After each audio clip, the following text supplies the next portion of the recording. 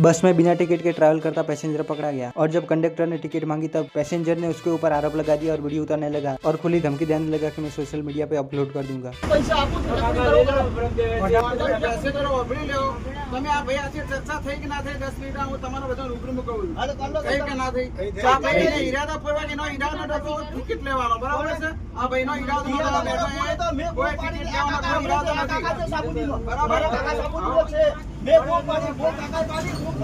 बोलो तो खरा यार